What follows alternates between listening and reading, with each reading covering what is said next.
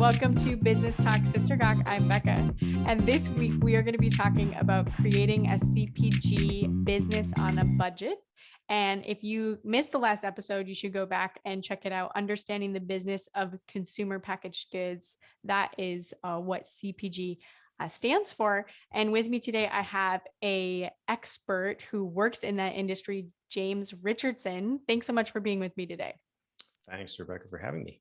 Yeah. And I know last week we kind of talked a little bit about what you do and why you do it and all those things. And so we're just going to keep kind of going with the conversation that we've been having so far. And I feel like the summary of what I learned last time for having a business that's trying to compete against places like Frito-Lay or Coca-Cola, and being an organic or maybe like more high-end food is that you really need to make sure that you start online so you can get that quality data. And my question with that, when you're talking about that, was so you're getting into the market because you can get online and get access to consumers. Do you do that through, like, say, Amazon, or would you recommend you really should start on your own website? It depends. Okay, tell me all about why. So the best data is going to come from your website, but you have to have enough seed capital to get some traffic going to your site. And you have to have the kind of personality that can do your own PR and chase what might often be just local appearances, right? And so for extroverted founders, and I know some, I work with some, this is a natural skill of theirs. And so I tell them that they need to lean on that. You know, these are the kind of people who just barge their way onto TV cooking shows, like the local TV station, right? So this costs $0, folks. There's no payment. These are all free appearances. So the way you get on is you exude charisma and you have really good verbal skills, and you're a storyteller and you're passionate and you persist in chasing those opportunities. And that's something extroverts, personality-wise, are extremely good at, because they don't care when people reject them. Or maybe they do. They just go home and cry afterwards. No, they don't care. They really don't. Fair enough. I'm related to some of these folks. They literally bounce right off them. So the like best, nothing happened. Yeah, the best salespeople in the world, that's a lot of them tend to be like that, because they are in a high rejection career. So I think the challenge with D2C, even though it has the best data, because it allows you to, you literally collect email addresses. So you could literally ask people, can I call you and learn about your experience with my product?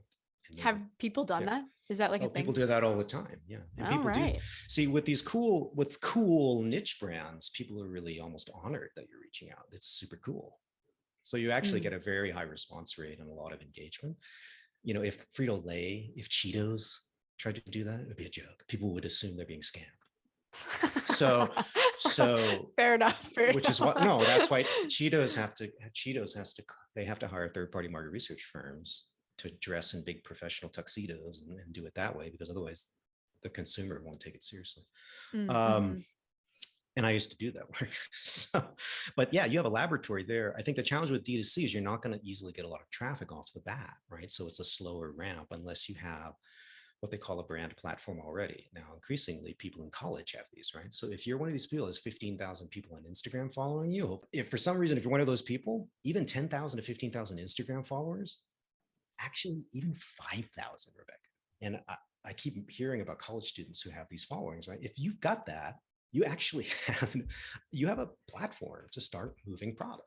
Not a lot, but it's beginning. And and if you have a really good product, and that's the key, if you spent the time developing it, and that could take a couple of years of iterations, you have a way now. You literally have a marketing audience, and you can go and find what percentage of those followers want my nutrition bar, right? So hopefully, if you're innovating something, there's some lifestyle sort of unconscious logic between what you came up with and the audience you built at Instagram. I'm guessing there is some connection. It's not totally unrelated.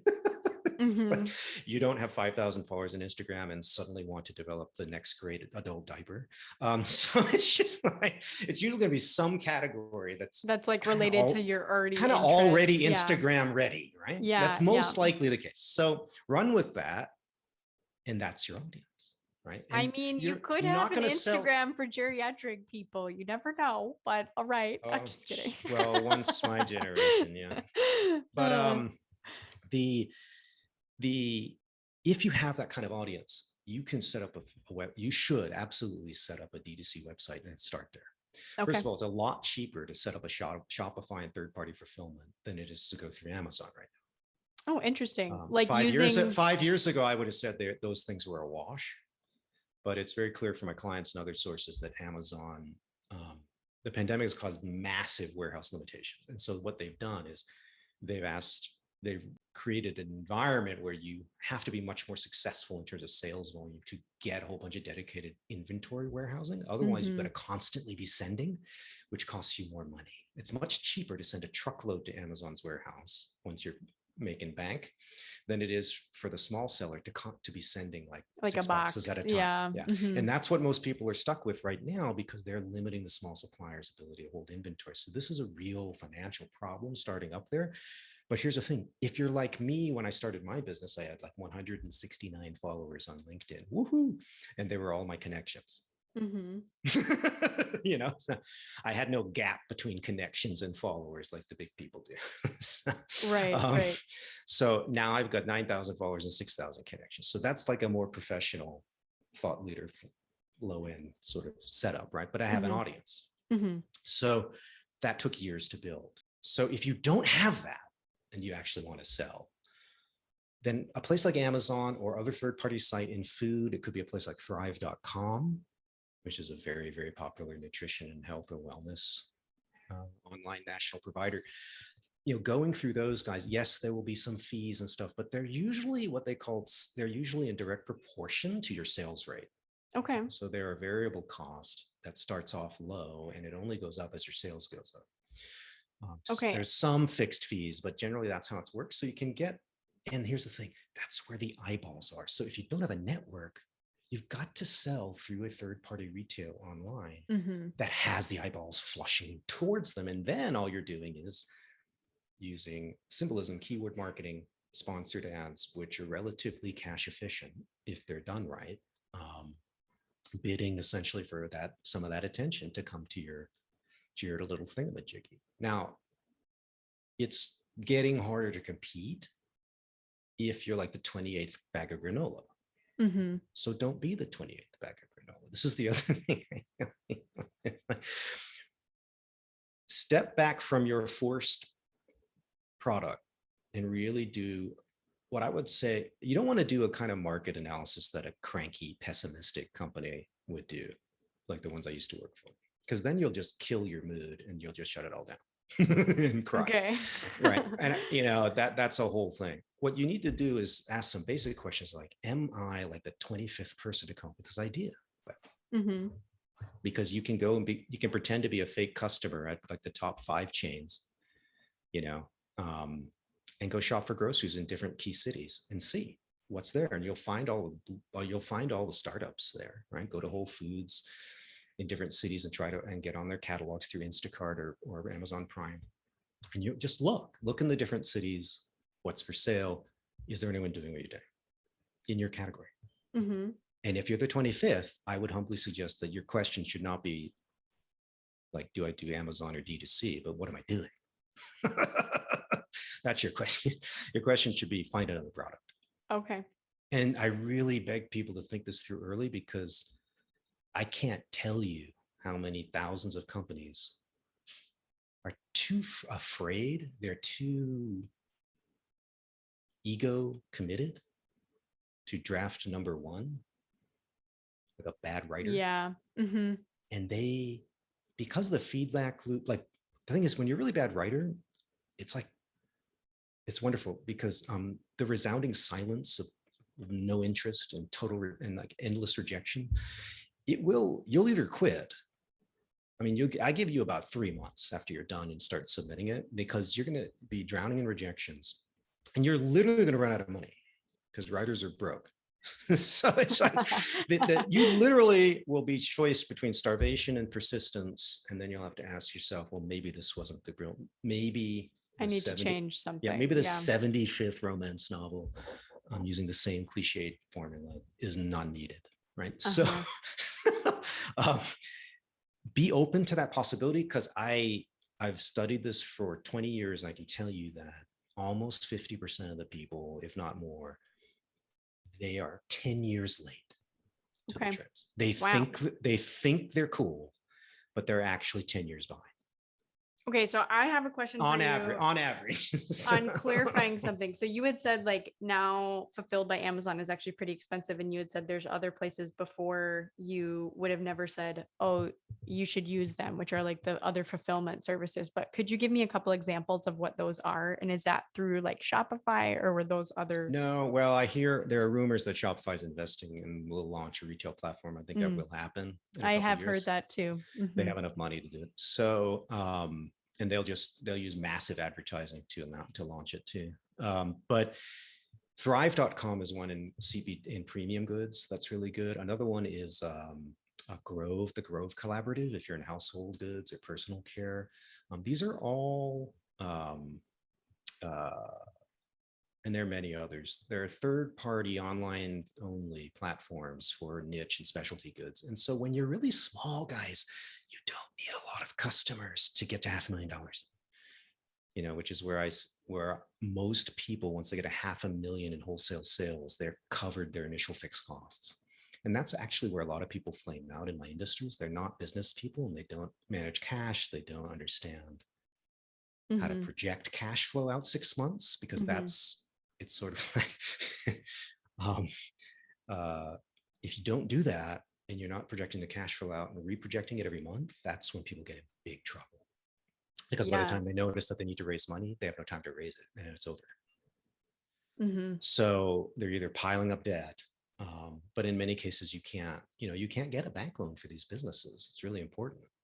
Yeah, So so I have another question for you then, especially about with supply chain. And this is something that mm, I feel like a lot of people who've launched CPGs, a lot, especially in organic, or maybe even the farmer themselves. And they're like, we're hand weeding these or whatever, and I'm processing and everything. And now I'm getting into yeah, stores the where, artisan. yeah, right. You have like the true, like from the ground food, or Yeah, maybe it's yeah. they're purchasing that food and then they're mixing it and putting whatever together. So I What think I'm well, sorry. my question is, how do you manage supply chain issues, especially with COVID right now? Yeah, I mean, the biggest supply chain issues related to the pandemic are actually packaging. Okay. Startups are having a hard time securing packaging. It's getting delayed if it's coming out of China, and a lot of the world's packaging comes out of Asia into Okay. the US. I mean, that's the big sort of kind of ridiculous thing that this pandemic has opened up to the industry. It's really embarrassing. We used to make all our packaging, but not anymore. So that's the thing the pandemic has caused. There are some ingredient supply chain issues that are very category specific too. But I think the larger question that's not pandemic related that you're asking, I mean, if you are trying to innovate, if you're trying to build a business, a consumer facing business built on a specialized supply chain whose supply right now is small, Mm-hmm. right? And so you have, I think, a lot of artists and ingredient categories are like this. Mm-hmm.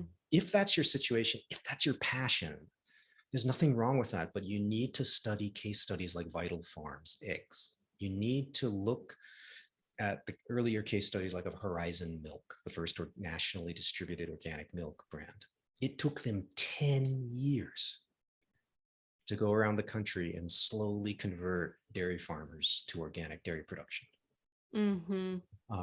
In other words, their ability to grow is very much constrained by their ability to scale up the necessary supply. So like Vital Farms had they had other regulatory like help, which Mm-hmm. they didn't, Mm-hmm. like subsidy, like if they're, we have massive subsidies to grow corn Right. in the And United States. like so much, Massive so. subsidies to grow corn and beets, because that's our number one Mm-hmm. sugar Yep. supply, is actually a vegetable called a beet, not cane sugar. So I'm from the Midwest. I'm very familiar. yeah, so these are also things you'll learn in the dictionary of food additives I talked about last time. Like, oh, Mm-hmm. I didn't know that the word sugar on my package is actually coming from beets. Anyways,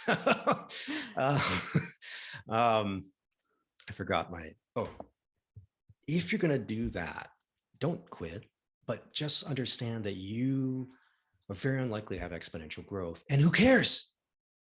Okay. Right. So like Vital Farms never hit the doubling pace because there was no way for them to turn on their small batch chicken egg production in the various pockets. I think they have like, don't quote me on this internet, but I think there are like 3 major zones where they source the eggs and then regionally distribute. But they're all small batch organizations. So it's like dozens and dozens of people. It's like not some giant Tyson operation. It's like they're all small batch. Right. And so they have to go literally farm by farm and convince these people to meet their standards. Because if you've had a Vital Farms egg, and please go do, they are $6 a dozen. So just don't blame me. $6. I started buying them when they were $10 a dozen. So, I must be cool. So when you have these eggs, you'll fall off your chair because these are how eggs used to taste before World War II, when chickens were fed like a real, basically natural diet that they would themselves have gone out and eaten in the field, right? So when you grass feed a chicken, you get these beautiful orange yolks. They're unbelievably, they're like candy. And they still maintain those standards at Vital Farms, right? So they had to get people to sign contracts, right? Like you're going to meet these standards. You're going to feed them this. You're going to give them this many days out in the pasture. You're going to give them 100 acres per bird. So, and these are, Nyman Ranch is another example in meat where you can study how the founder of Nyman Ranch did this for fancy beef. Okay. Right. So just know that you can grow and succeed and scale, but it's going to be a longer journey. But here's the thing, you actually, most people would think you're absolutely insane. And that's the best business defense strategically. Like that's a Harvard business degree right there, is insulate your business by picking a supply chain that's small, but you have a way to grow it. And no one else will join you because they'll think you're nuts. And All right. Well, I would love for our listeners to know where they can find you. If you could share with us that. You can go to my website, premiumgrowthsolutions.com. I think most people will be interested mainly in the blog. So /blog, or my podcast appearances page, where you can listen to me blab on 40, 50 other shows about my book and all things exponential in nature. Awesome. Well, and if you enjoyed this podcast, if you didn't go back and listen to the first episode, you definitely should, with James Richardson. And thank you so much for being here. I have really enjoyed learning. I am totally into the study of people. So when I heard you were an anthropologist, I was like, this is exciting. Yeah, my next book needs to be about investors. The strangest tribe of all. Oh, well, I want to transition now into our gawk portion, and I'm going to tell you a story. So this is actually when you're talking about cooking or like trying new foods or whatever. I'm a pretty adventurous cook. But when I was younger, I thought it would be really interesting to make a fruit chili.